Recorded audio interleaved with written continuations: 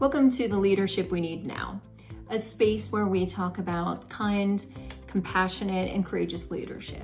I'm Stacey Dye, and I've been a nonprofit director, a strategist, and an executive coach for over 20 years. Today, I'm going to talk about my number one subject when I work with organizations and businesses: staff management, working with others, teamwork, peopling. And not just peopling like the social peopling, but the organizational peopling. This is really a tough one because there's so many ways that people have talked about how to manage staff, how to manage a group, how to lead other people. And a lot of times they talk about like carrot and stick kind of ideas. And one of the things I would say is, coming back from so many experiences with really high performing leaders, high functioning organizations, low functioning organizations, not so great leaders, it all is the same in terms of there is not a straight line to this. No one is perfect at managing people. No one is perfect at being able to lead in a very specific and perfect way. It's constant ebb and flow, it's relationships, it's, understanding that you're maintaining your own emotions, your own life. You have the same morning and you walk into your office where you have spilled your drinks, you've been late to drop off your kids, you're late to work, your shoes don't match you, whatever the issue is, you're walking into that day that way. And so are the people that work with you. That isn't even what they're carrying. Are they late on their mortgage? Are they worried about losing their job? Are they, worried about their kids? Do they have some responsibilities with their elderly parents that they have felt overwhelmed with? And so we walk into these situations, and I always say to people, every single project, every single team, every single experience is a science experiment. You go in and you have all these different chemicals that you're putting together, and you are going to get a different result every time. And so looking at that, I think first to give yourself some grace as a leader to know that this isn't something you can, be perfect at or get right every time. But start with the fact that you want to do the right thing by other people. You want to be a good leader. You want to be compassionate and kind and caring. You also want to make sure that you keep the product going well or right, or the program being effective. And so you have this balance of the human aspect and then the process aspect to maintain. And so when you think about the process, you can control a lot of those outcomes. With humans, you cannot. Even if everything is perfect, there's still times where people get offered a better job. A better job exists for 95% of us. There are times where circumstances that are completely out of your control affect the situation. And so when you're managing people, when you're managing teams, when you're working on a team, just being able to understand yourself and what you're going through and be able to express that, even if it's like, hey, personally, I'm just going through something and I apologize for any of that comes in, but I just don't want you to think it's personal for you, it's personal for me.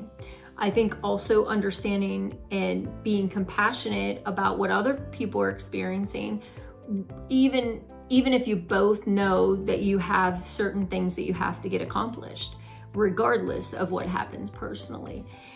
I think that there's this piece where people feel like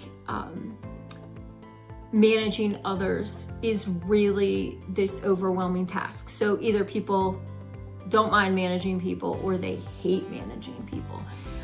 Regardless, I don't think I've ever had a leader come in and say, this is something that I am the best at, I'm amazing at. The best leaders are the ones that are saying, I feel like I'm not doing this well, or I feel like I'm really struggling with this.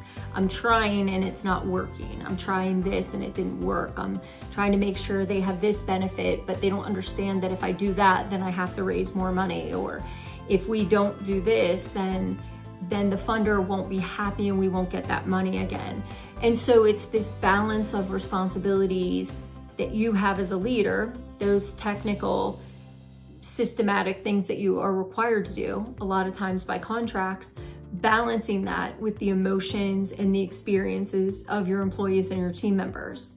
And so I think the first thing that logistically I would tell people when they're focusing on the peopling strategy, the struggles, is trying to understand if you are in a moment where you don't have the clarity or the sea legs that you would like to have. And if that is true, then now is not the time to go into a process where you're evaluating what the other person is doing. It's about, how do I get my sea legs? How do I find some balance? If I can't find that right away, how do I communicate, not to make excuses, but to make sure that people don't take anything that I'm doing as a personal feeling towards what's happening. I think if you feel like you have your sea legs and you feel stabilized and you feel like the other person is really struggling, saying to them, how do we get through this together? How do we work through this? We know we have all these things we have to hit. Here's the things I can pick up. Here's the things we can't. Do you think these are accomplishable things? And having those conversations that cause conflict, cause hard feelings, cause you to have hard feelings for them for not doing what they're supposed to do, have them have hard feelings to you because they feel you should have responded a different way. Having those hard conversations are really difficult. It is don't sleep the night before kind of difficult if you're a manager, but having those conversations, kind of ripping off the Band-Aid, is something that can be helpful for both of you, because maybe it is just the person loves the job, the person loves what they're doing, and they're just having a hard time. And having that conversation so they know that you're there to support them, but that you have to have like an end to get out of, is something where the conflict can be moved past. I think also sometimes having the conversation, the person may not be right for the position. This job may not be right for that person, that you might not be able to work together. That may just be a real thing. And so being able to have those conversations that feel like conflict, that feel like confrontation, that feel like you're being mean or you're, coming down on someone, those are really hard conversations for people, especially if you are someone who is caring and kind and compassionate. You want to sympathize with what somebody is going through, but there is this responsibility of still getting the stuff done, regardless of what anybody's going through. And so the peopling piece is really a challenge because there's no perfect answer. There's no, if you do this, then this will happen. You could be perfectly in line with how you're doing things, and just life happens. The environment changes, the team changes, the situation changes, the funding changes, whatever it is can change it in a minute. So what was a successful, happy, vibrant team yesterday, today may not be in the same way. Maybe, but I think having honest conversations and having safe spaces where people feel like they can talk about that and not feel judged or talked about, or like there's something hidden or, whispered about. I think that's really hard. It's probably the hardest thing that I see leaders struggle with, is conflict and conflict management. And I think that when I look at my leadership style, how I liked my medicine, if somebody were to give me feedback, I want it how it is. Just give me the medicine and I'll take it. I give medicine the same way. That may not be how other people want to receive it. And so, thinking about that, trying to understand that, again, I was never perfect in that. No one is ever perfect in that. There is no perfect solution. Sometimes you get it right and it works, and sometimes you get it wrong and it doesn't work. And so even when things were hard or conversations were hard to have, I did try to have them. And those were always the ones that I just felt so anxious and overwhelmed by, because I didn't want to hurt anybody's feelings. I didn't want it to be, something personal. Even if they felt that way, I never intended it for it to be that way. And so when we're talking about staff management, I think there's so many different things that you have to think about. And until you've managed people, until you've managed volunteers or a group or whatever, you don't realize all of the things that you have to think about when managing people. Yes, you want to be compassionate and understanding and all of those things, but you have contracts to sign that you sign your name at the bottom of. You're trying to do more with less. You're overwhelmed. You have 60 hours worth of work in a 40-hour work week. So to add any more back is really difficult. And so being able to communicate where the employee is or where the team member is, but also being able to communicate that yourself. I don't have any bandwidth to help you with that right now. I can help with this, but I need this to lift, or whatever it is. Being able to be transparent and honest about where you are, no matter if you're an employee or the boss, is really important, because then I think people don't take it personally. They understand where you're coming from. And I think sometimes it just takes people leading others to understand how this feels.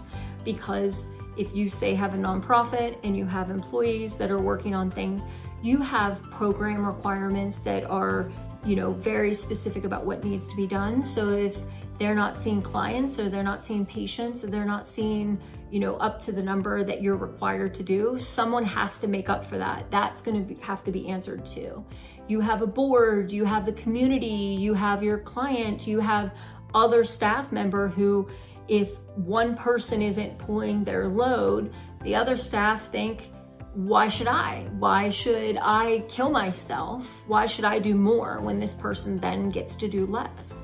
And I think that is a balancing act. So this is a topic that I think I'm going to talk about quite a bit, because it does come up so often.